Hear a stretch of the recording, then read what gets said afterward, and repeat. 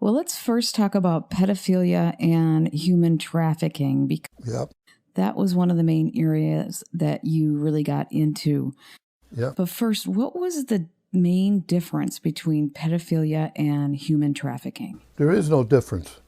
Not when you get into how they're used. There's pedophilia separate and independent, just on the local level. But it is all done. It's controlled. It's used. They're professionally set up. It's a well-organized movement across the country at all different levels. And that's why people who try to put this under one umbrella doesn't work. You have to understand how the whole system works to be able to figure it out. I was retired. And what were the effects that you shared with people? Oh my gosh, the whole gamut of it.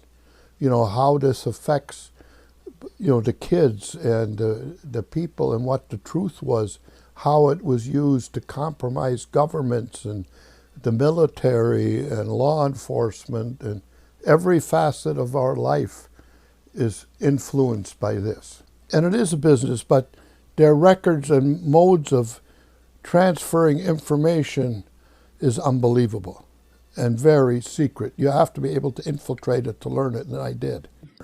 Was it all the way to the White House? Well, when you say the White House, do you mean Washington? It was all the way to Washington, yes. It was part of that the whole national thing that was going on. It was just part of it. It was a small part of it. Pedophilia operates in rings. Now, how does that work? Oh, yeah, but it's not. But how does it work? How does the trafficking work? Oh, easy. They buy, sell of them. We had one guy, Willie Dunn. He actually ended up perfecting it. He got a Winnebago, and he would drive the country buying, selling, and kidnapping little boys. Now, he was a major operator, but you had that was going to the extreme. But it's like an underground. I got this kid, I'm tired of him, you want him, and the next guy takes him. They'll sell him for even this guy I told you that was out here in the Wetling case.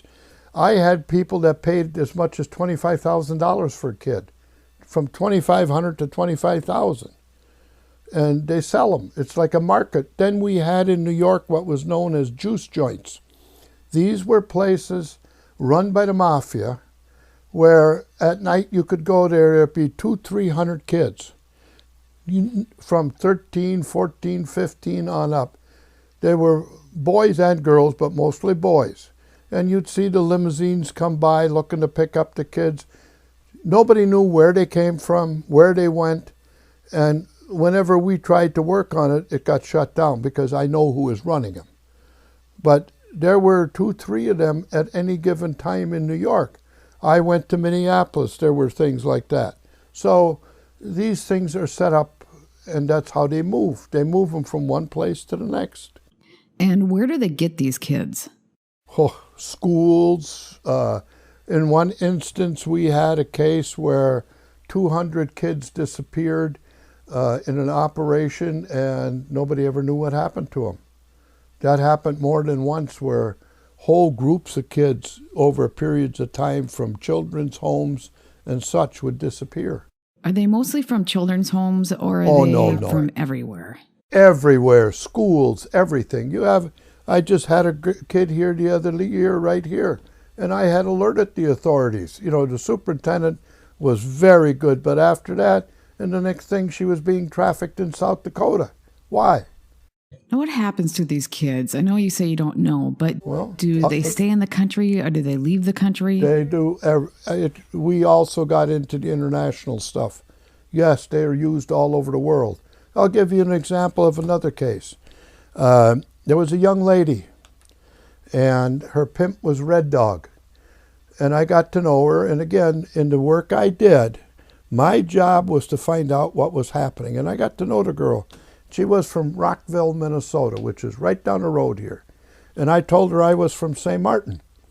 And, well, how do I know you're telling the truth? And she said to me, I was brought into this world by Dr. Herman Koop. And I said, so was I. She says, well, then you're from St. Martin, and I'm from Rockville. That girl got killed by her pimp about 1971 or so. And when I notified the authorities out here, and to this day, nobody has ever admitted that their child disappeared. And she's buried in Pottersfield, New York City, in Pottersfield. I never knew her real name because in the work we did, that's not what you did, you know. You didn't tell your real name. No, they didn't even know my real name, you know, unless I had to take action. But otherwise, I was Jimmy Boots. You know, you're in the street. How do they cover up their activities?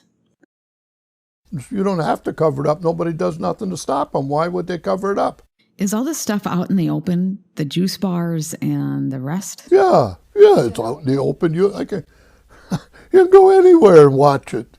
God, I remember going to the mall, and I'm sitting there waiting for the kids to get done shopping. I says, look at that.